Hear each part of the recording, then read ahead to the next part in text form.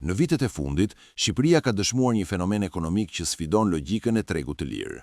Ndërsa monedha europiane është vlerësuar ndjeshëm ndaj lekut, çmimet e produkteve të importit në raftet e supermarketeve jo vetëm që nuk kanë rënë, por në shumë raste kanë pësuar rritje galopante.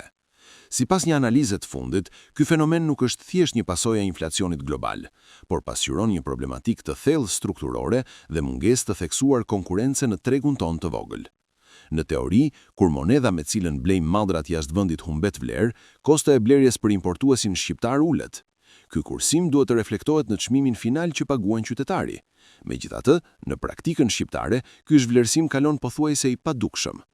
Kjo ndodh sepse rrugtimi një produkti nga fabrika jashtë vendit deri në tryezën tonë nuk varet vetëm nga kursi i këmbimit.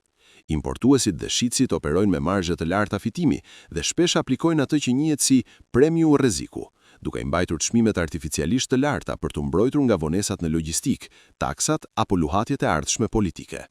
Problemi bëhet akoma më impret kur hym në territorin e abuzimit real ekonomik.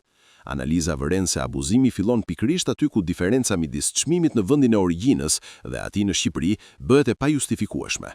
Për shembull, një produkt që në Itali shitet me pakicë për 1 euro, në Shqipëri mund të arrijë deri në 3 euro.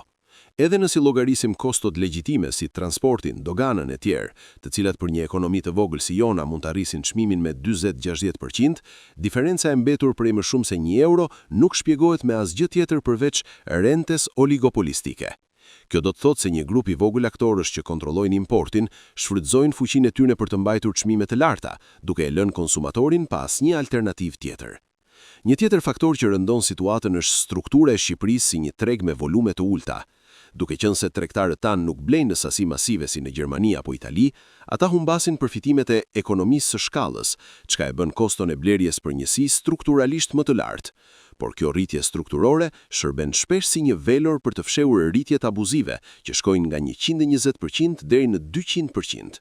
Në këtë mjedis, zhvlerësimi i euros nuk shkon për të lehtësuar qytetarin, por përfundon pothuajse tërësisht në xhepat e importuesve.